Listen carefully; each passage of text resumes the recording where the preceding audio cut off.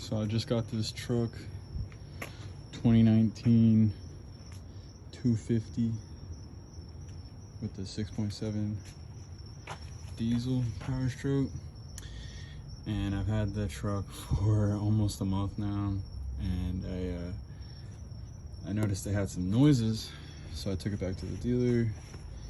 They said they would get it all fixed up for me. Well, one of the concerns was the hubs making noise, and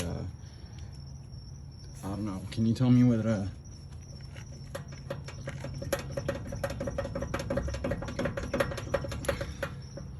you tell me what that is?